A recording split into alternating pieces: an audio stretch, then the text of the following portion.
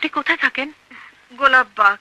চলুন আমি আপনাকে বাড়ি পৌঁছে দেব। না না, আমার তেমন কিছু হয়নি, আমি যেতে পারবো। তুমি শুধু শুধু কষ্ট করে। কিসের কষ্ট মা? এ তো আমার দায়িত্ব। চলুন।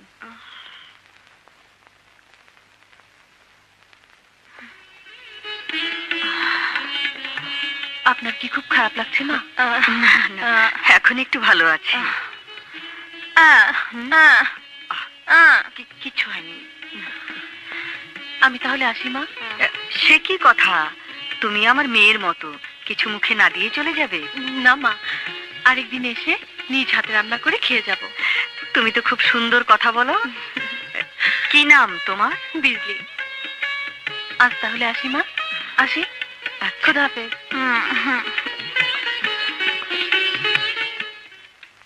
ধরো ধরো, খাও খাও। মা, মা, ওকে নিয়ে যাও। মা। মলি, হঠাৎ তুই এখানে? মা, তোমাকে একটা সুখবর দিতে এসেছি। সুখবরটা বাসায় দিলেও চলতো। না, চলতো না। তুমি এতিমখানার বাচ্চাদের কাছে এলে আর বাসায় যেতে চাও না। অপেক্ষা করার মতো তো ধৈর্য আমার নেই। তাহলে সংবাদটা বলেই ফেল। আমি পাশ করেছি এবং ফার্স্ট ক্লাস পেয়েছি। তুই ফার্স্ট ক্লাস পেয়েছিস? হ্যাঁ। মা, এখন চলি, আমাকে অনেক জায়গায় যেতে হবে। চলি, খোদা হাফেজ।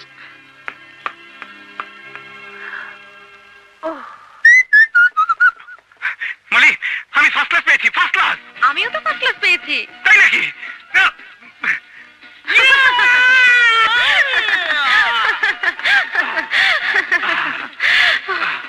পাস কর, এবার একটা চাকরি, তারপর বিয়ে। তোমার মনের মতো চাকরির জন্য অবশ্য আমাকে তোমার দরকার। কারণ তোমার ইচ্ছা তুমি হবে পুলিশ অফিসার, আর আমার আঙ্কেল হচ্ছেন পুলিশ কমিশনার। সেই জন্য তো তোমাকে তেল মারছি। দাও না একটু লাইন করে। তাহলে এখানে একটা পাপ্পি দাও। Thank you. রবিন, মলের সুপারিশে নয়, বড় কথা হলো তোমার রেজাল্ট ভালো। এনিওয়ে, আমি তোমার চাকরির সব ব্যবস্থা করে দিচ্ছি। আগামী মাসে তোমাকে ট্রেনিং এ যেতে হবে, রাইট? Thank you sir. মা, আমার জন্য দোয়া করো, আমি যেন ভালোভাবে ট্রেনিং এ ফিরে আসতে পারি। মায়ের দোয়া সব সময় সন্তানের সঙ্গে সঙ্গে থাকে। যা বাবা, আল্লাহর নাম করে যা। হাসি মা।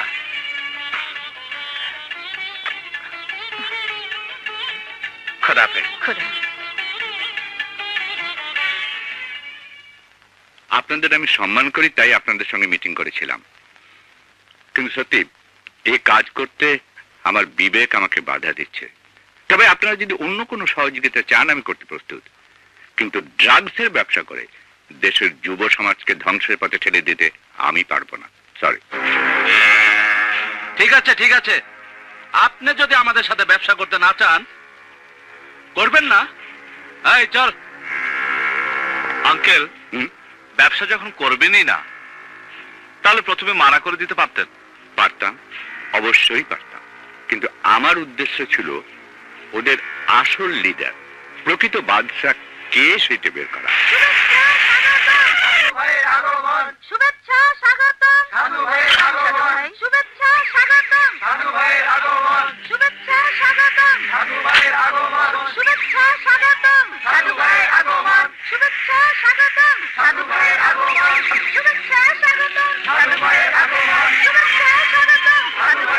শুভেচ্ছা স্বাগতম। সম্মানিত সুধীবৃন্দ, আমরা এতক্ষণ যার জন্য অপেক্ষা করছিলাম, আমাদের সেই প্রাণপ্রিয় ব্যক্তিত্ব, আনন্দ আশ্রম এতিমখানার প্রতিষ্ঠাতা জনাব কুদ্দুস মোল্লা ওরফে সাধু ভাই আমাদের মাঝে উপস্থিত হয়েছেন। এখন সাধু ভাইকে মাল্যভূষিত করবে আমাদের এতিমখানার মেয়েরা।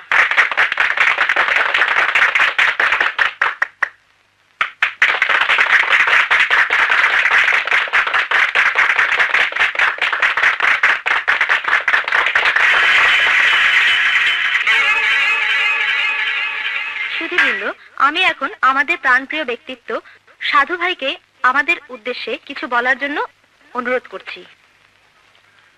মনটা আমার ভইরা গেল, মনে হচ্ছে আমি ফুল বাগানের মধ্যে চলে আসছি। এই আনন্দ এতিমখানা, আমার কাছে একটা বেহেশতি ফুলের বাগান। এখানকার এক একজন শিশু আমার কাছে ফুলের মতো। এই ফুলের সেবা করে আমি সারা জীবন কাটাইছি। এই ফুলের সেবার জন্য জীবনে আমি বিয়ের সাথে কিছু করি নাই, সংসার করি নাই, কারণ এক একটা ফুল আমার কাছে অনেক দামি। আপনারা আমার জন্য দোয়া করবেন, আমি যেন সারা জীবন এই ফুলের সেবা করে যাইতে পারি। খুদা হাফেজ। আসসালামু আলাইকুম।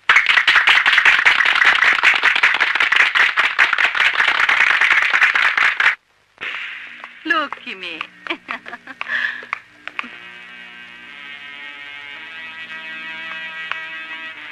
ম্যাডাম, আপনি আমাকে কোথায় নিয়ে এসেছেন? কোথায় নিয়ে এসেছি তা তো নিজের চোখেই দেখতে পাচ্ছিস।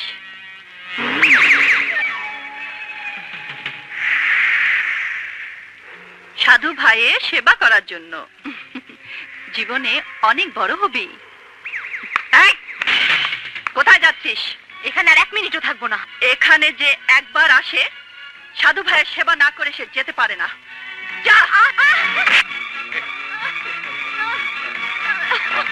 নড়িস না, আরে নড়িস না।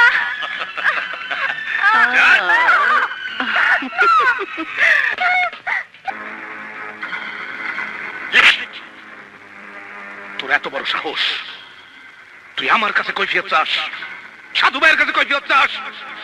কুত্তা!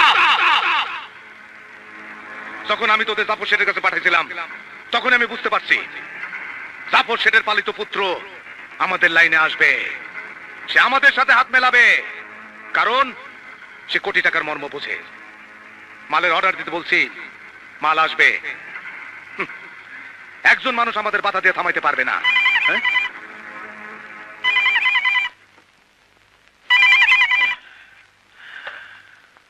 হ্যালো, হ্যাঁ হ্যাঁ, মাজারে, ওকে।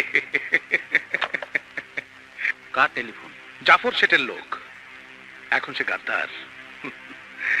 শোনো, গুলি চালাবার পবিত্র স্থান পাওয়া গেছে, জাফর শেঠকে শেষ করে দিতে হবে।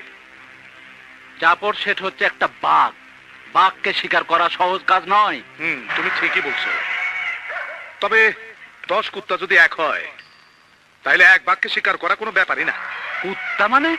আমরা সব কুত্তা মিলা একটা বাঘ অবশ্যই শিকার করতে পারবো। আগামীকাল ছেলের মৃত্যুবার্ষিকী উপলক্ষে জাফর শেঠ মাজারে যাবে, কাঙালি ভোজ করবে।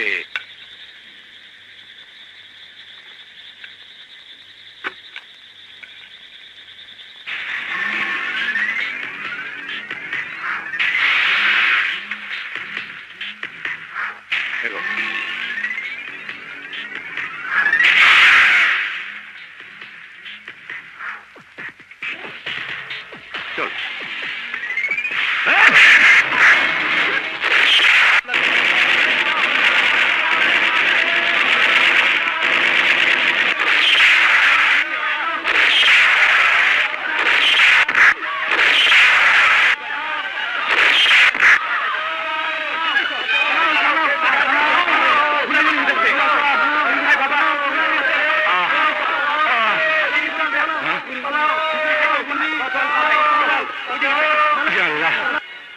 ওই হারামির বাচ্চারা, মারতে চাইলে আমাকে মারতে চাই, নিরীহ লোকগুলোকে মারলি কেন?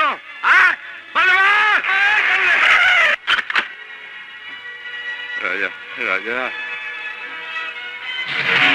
সাধু, চুপ! চিৎকার করবি না, তোর চেয়ে আমার গলার পাওয়ার অনেক বেশি।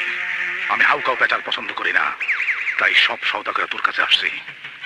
তুই আমার জেলে দিছিলি, আইন আমারে আটকায় রাখতে পারে নাই। পৃথিবীর এমন কোন জেলখানা নাই যেখানে সাধু ভাইকে বেশি দিন আটকায় রাখতে পারে, কারণ টাকার অনেক ক্ষমতা। তাই আমি টাকা বড় ভালোবাসি। এই টাকার জন্যেই আমি তোর সাথে ব্যবসা করতে চাইলাম, আর তুই রাজি হলি না। হারামখোর, মানুষের জীবন নিয়ে তোর মতো জানোয়ার ব্যবসা করতে পারে, এই জাফর শেঠ নয়। আস্তে আস্তে, ইচ্ছা করলে আমি তোর কুত্তার বাচ্চা, শুয়োরের বাচ্চা, হারামের বাচ্চা সব গালি দিতে পারি, কিন্তু দিব না, কারণ তোর সাথে আমার গালাগালি সম্পর্ক না, তুই আমার ব্যবসার বাধা।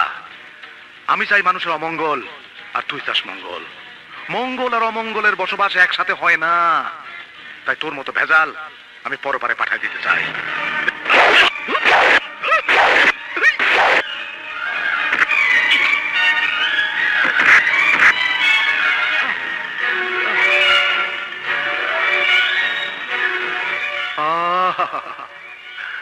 মানুষ যখন মরে আমার বড় কষ্ট লাগে, বড় কষ্ট।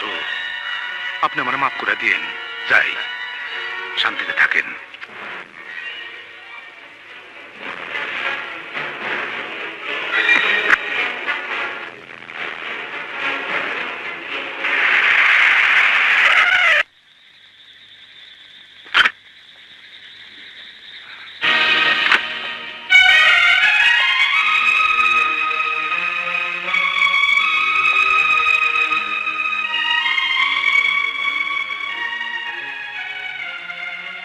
আঙ্কেল, আঙ্কেল, তুমিও আমাকে ছেড়ে চলে গেলে কেন? কেন চলে গেলে? কথা বলো আঙ্কেল, কথা বলো, কথা বলো আঙ্কেল। আপনারা একটু বাইরে যান। বাইরে যান, জলদি করুন।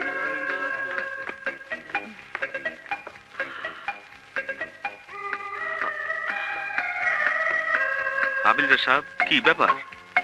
আমার কাছে খবর আছে আপনাদের ক্যাশে নকল টাকা। আমি ক্যাশের টাকা সুইচ করলাম।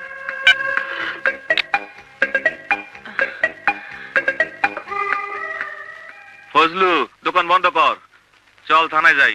না ভাই, থানায় যাওয়ার দরকার নাই, পরে নিজেই ঝামেলায় পড়বা। তুই ঠিকই কইছস, হ্যাঁ, টাকা গেছে যাক। আপা আমার একটা স্ক্যান দেখছো? দাঁড়া, তুই একটা ছাগল, আমার ড্রেসটা ভাড়া দিছস। এখন যদি ড্রেস না পাই আমার চাকরি থাকবে না। হাবিলদার সাহেব, ওই যে আপনার ড্রেস। খাইছে আমারে। তোরা ধর, আমি তারে অ্যারেস্ট করব।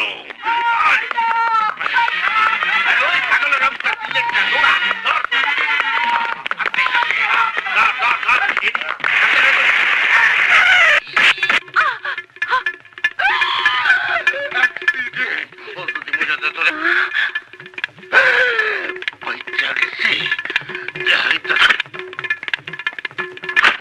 বিজলি, তোর গায়ে পুলিশের পোশাক? এইটা আমার পোশাক, লন্ডি থেকে ভাড়া আনছে, কইছে নাটক আছে। এই রাস্তায় আপনি করেন? বিকেলে এই পোশাক লন্ড্রিতে পৌঁছে যাবে। হাবিলদার সাহেব, এমন কাজ সে আর কোনোদিন করবে না। ওর মাথার স্ক্রু ঢিলা আছে। ঠিক আছে, ঢিলা যখন মাফ করে দিলাম, হ্যাঁ, আপনি যখন কইলেন আমি সব মাইনা নিলাম। আসি, হ্যাঁ। এই, গাড়িতে ওঠ, ওঠ।